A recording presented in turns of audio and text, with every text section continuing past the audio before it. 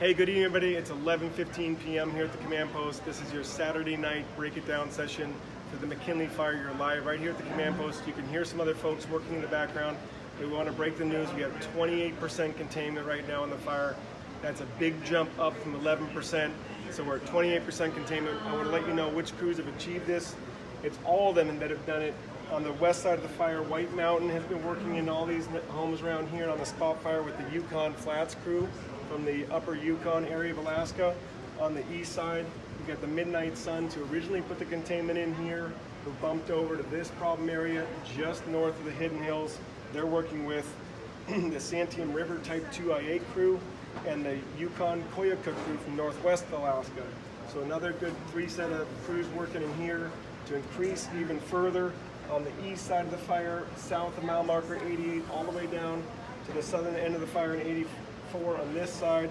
You have 3 Oregon crews, Rogue River Hotshots, Baker River Hotshots, and the Umpqua Type 2 IA initial attack crew. And then you had your loyal Pioneer Peak out of Palmer, Alaska crew the whole time working to put in the final pieces of the hose lane, continue them up this east side. And on the west side here, you have the Warm Springs Hotshots from Oregon. And so all those folks working with the engines and the helicopters and all the support personnel have bumped our containment up to 28%.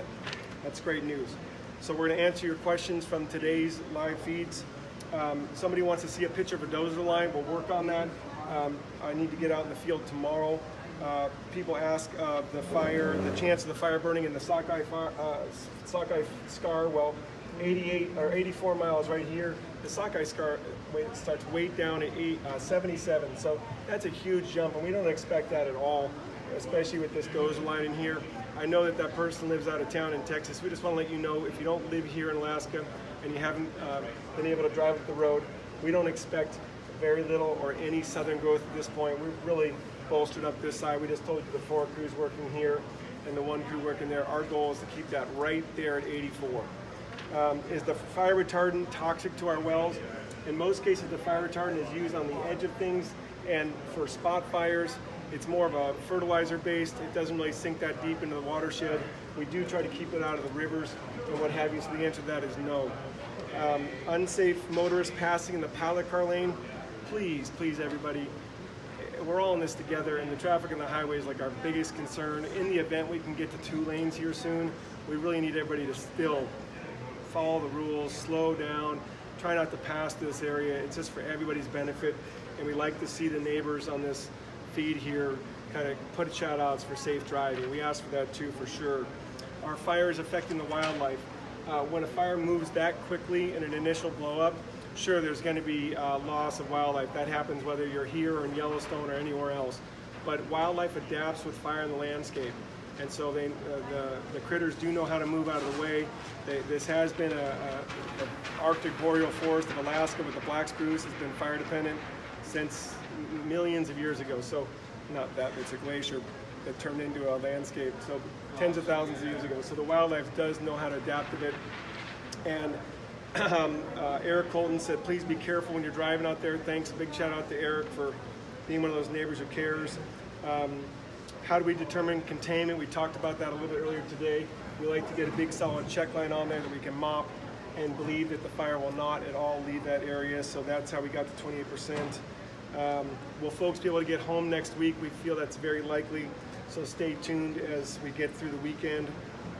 Where is the fire line on the south end? We just covered that. That's right at that 84 mile marker, and that hasn't moved in really the whole week since the fire got here. Once we got a check line and dozer line around it, it really is held right here.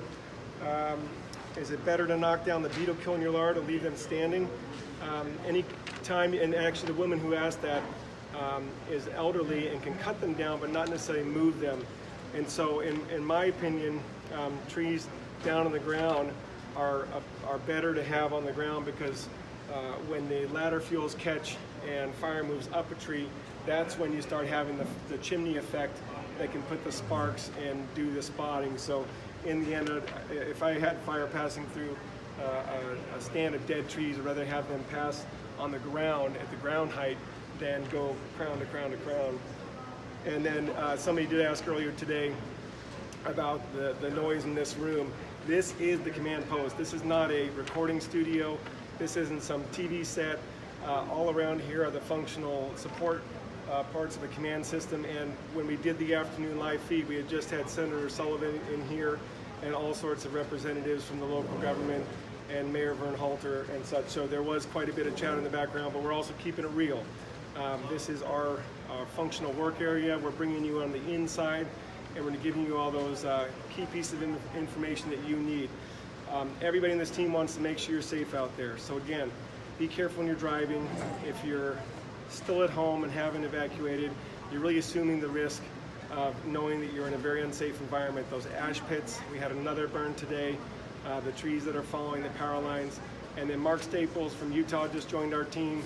He's one of my great PIO counterparts that I love to work with on fires. He's fresh in off the airplane today, and he's working the camera. Mark, any questions there?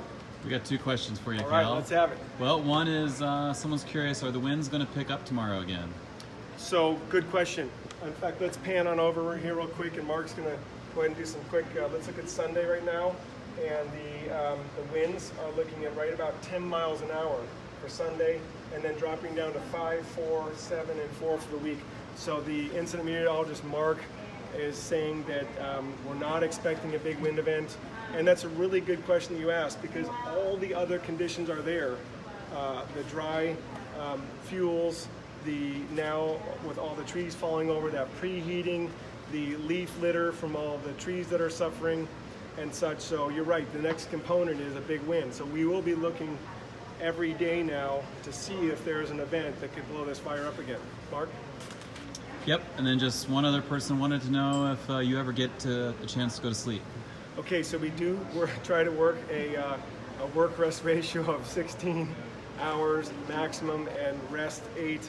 And we do try to, the textbook answer to that is yes, but you guys matter a lot, and you know that, and that's why we're here for you. We want to make sure that we push hard until you're back home or until you've been able to recover what you can of your life after this disaster. So we're here for you. And real quick, I'm going to bring Mark around so you can put a face to a name. Again, Mark's been following from home. He worked this summer already on the Hess Fire. That's right. Up on the Elliott Highway, and we've worked together before many times in this lower 48. How was that, you said at the Hess Fire that the families were really curious about the firefighters and what they were doing, and sometimes we forget about the spouses. Right. And yep. So if you're out there. Yeah, everyone, all our firefighters here have families and friends and husbands and wives and moms and dads, and they want to know what they're doing and that they're safe and they're going to come home. So if you're watching this and you have a loved one out here, we have 443 firefighters right now. Times that by 2 or 3 family members per person, right? You're right at 1,300 to 1,500 folks out there caring about, and all you have cared about the firefighters, all your comments and support we pass on, the postcards. I believe every firefighter in camp now probably has a postcard to send home. The banners on the highway are looking great, and whoever did the ones with the glitter on the outside that said words like firefighters are gallant and courageous and dedicated. You know, I got goosebumps seeing some of those today. Yeah, well, it's really cool because a lot of these firefighters have young kids. You know, they look up to their dads and their moms who are out here, and so it's really cool for them to feel that gratitude and feel good about being away from their families. Yeah, and back home there's weddings and there's holidays and there's funerals and there's all sorts of things going on. Yeah. And fire crews stay dedicated. You know, if there is a family emergency or something like that, we have a process to get people home quickly. Yeah. And I've experienced that type of support myself. I want to give a big shout out to Michelle Weston, my co-lead, who ended up going to a different fire here. But this summer we had a family emergency and she got me on the next flight out. So those of you who are watching at home, the firefighters certainly aren't obligated to be here if there's something more pressing happening at home, but they often miss birthdays. And you'll talk to these hotshot crews. I remember working with Warm Springs Hotshots. They're out of the reservation on the north side of Oregon there, and they said, one of the guys said, like, his daughter's 16 years old. He'd been home to maybe 3 or 4 of her birthdays ever. Yeah. Because her birthday was a summer birthday. So, yeah. But everyone loves what they do, and because what they do matters. What we do matters, but you making it important to them by your appreciation, that's huge. So we're good. Thanks, glad man. to have you finally on the screen, because Mark will give me feedback at home like, okay, you know, because it takes everybody to do this. I know a lot of folks say, oh, that's just Cale doing this thing, but actually there's a whole team behind us. There's everybody putting in inputs. Right. There's us looking at your questions and monitoring them and all that. So We'll jump back with you tomorrow. Community meeting in Talkeetna at 10 a.m. Another DESCA fire meeting here at the elementary school at 3 p.m. And then our normal operation will have a public information officer down at Menard for all of our evacuees there, and at Upper Susitna, which is actually the location for the community meeting at 10 a.m. So we're plugging hard. We're here for you. So please keep those questions coming, and let's keep the answers flowing your way so you have the information you need. Thank you.